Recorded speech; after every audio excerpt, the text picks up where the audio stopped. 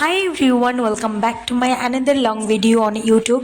তো আমি second number long video করছি ইউটিউবে। তো ওই দিন ছিল পয়লা বৈশাখ, সকালে 5টার সময় ঘুম থেকে উঠে নিয়েছি।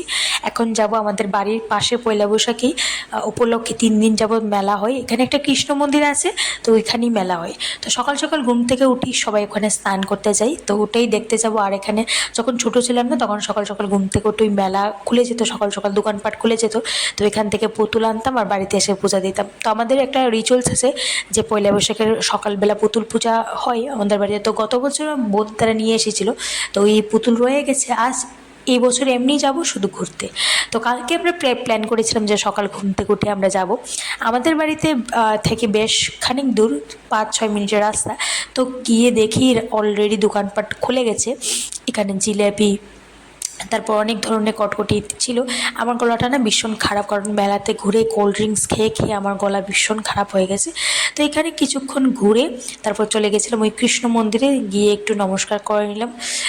বছরের প্রথম দিন, তাই ভগবানের কাছে একটু প্রার্থনা করে নিলাম। তোমাদের পয়লা বৈশাখ কেমন কেটেছে আমাকে অবশ্যই কমেন্ট করে জানাবে। আমার তো খুব ভালো কেটেছে, কিন্তু পয়লা বৈশাখেরই ভালো কাটার ফলে আমার গলা তো ভীষণ খারাপ হয়ে গেছে। আর আমাদের ফ্যামিলিতে বিয়ে আসছে একটা, আমার পিসাতো বোনের বিয়ে। তো ওটাই আরও তো ভীষণ গলা খারাপ হয়ে যাবে, কোল্ড ড্রিঙ্কস আরও কত কিছু খেতে খেতে। ওয়েদারটা চেঞ্জ হয়েছে তার জন্য।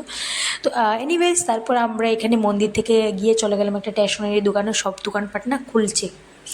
আর তারপরে এখান থেকে একটু ঘুরে টুরে বাড়িতে চলে আসলাম। তো বাবা নিয়ে এসেছে মিষ্টি, একটু পূজা দেবো তার জন্য মিষ্টি নিয়ে এসেছে। আর পূজাটা না দেখাতে পারিনি, কারণ মোবাইল ছিল না। আমি আমার বাবার মোবাইল দিয়ে ভিডিও করি, বাবা ওই সময় ছিল না। তারপর পূজা টুজা দিয়ে আমি এখানে দেখছি মিকি খুব সুন্দর করে ঘুমিয়েছে। ও তো ঘুমাতে ভীষণ ভালোবাসে, খেয়ে দিয়ে ওর খালি খালি কাজ শুধু খাওয়া আর ঘুমানো। মার এদিকে লাঞ্চ বানানো কমপ্লিট। তো ওই দিন তো সবার বাড়িতে মাংস থাকবেই। তো আমাদের বাড়িতে ওই দিন হয়েছিল মটন আর পর্ক, আর আমি এদিকে পাঁপড়টাকে ফ্রাই করে নিয়েছি, কারণ পর্ক মাটনের সঙ্গে একটু পাঁপড় আর স্যালাড না হলেও তো হয় না। তো এখানে আমার লাঞ্চের থালি হয়ে গেছে রেডি, ভীষণ ভালো হয়েছে সবগুলো তরকারি, একটার থেকে একটা খুব খুব টেস্ট হয়েছিল। এরপর আর কোনো ভিডিও শ্যুট করিনি, এটা ছিল সন্ধ্যাবেলা আমরা যাব মেলাতে। এটা ছিল আমাদের বান্ধবীর বাড়ি। তা আমি রেডি ফেডি হয়ে বান্ধবীর বাড়িতে গিয়েছি, কারণ ওকে সঙ্গে করে নিয়ে যাব। আমি, মা আর বান্ধবী, আমার বান্ধবীর মা গিয়েছিলাম মেলাতে। গিয়ে দেখি ভীষণ ভিড়, কারণ প্রথম দিন ছিল মেলা, তো ভিড় তো থাকবেই। এখানে ভিড়ে একটু ঘুরে টুরে তারপর চলে গেলাম কাপের দোকানে, কারণ মেলাতে আসলে 2-1টা কাপ না কিনলে হয় না। আমাদের বাড়িতে কাপ আছে, কিন্তু কয়েকটা শর্ট আছে, তার জন্য কাপ দেখছিলাম। এই গ্রিন কালারের কাপটা আমার অনেক পছন্দ হয়েছে, তো মাকে বললাম চলো নিয়ে নিই। প্রথম বলছিল যে 6টা 100 টাকা, তারপরে আমি ওকে বললাম যে 60টা দাও 100 টাকা। তো দোকানদার রাজি হয়ে গেল, তারপরে এই 60টা কাপ নিয়ে নিলাম। তারপর ওইখান থেকে বেরিয়ে আসলাম একটা মাটির ঘটের দোকানে, কারণ আমার বান্ধবী মাটির ঘট কিনবে টাকা জমানোর জন্য।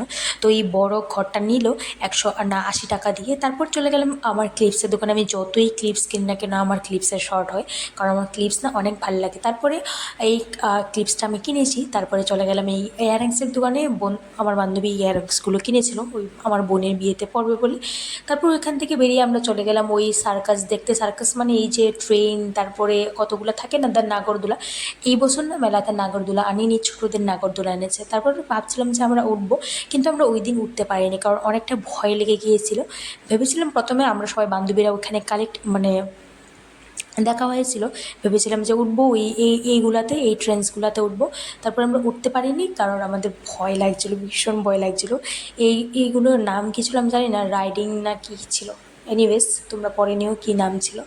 তা আমি দেখে না ভীষণ ভয় পেয়ে গেছিলাম। তারপরে দ্বিতীয় দিন আমরা এই রাইডটাতে উঠেছি, আমার তো অবস্থা একদম খারাপ হয়ে গেছিলো, তোমরা দেখতেই পাবে। যখন নাগরদোলা এনেছিল না, তখন আমি উঠেছিলাম, তখন আমার ভীষণ ভয় লেগে গেছিলো।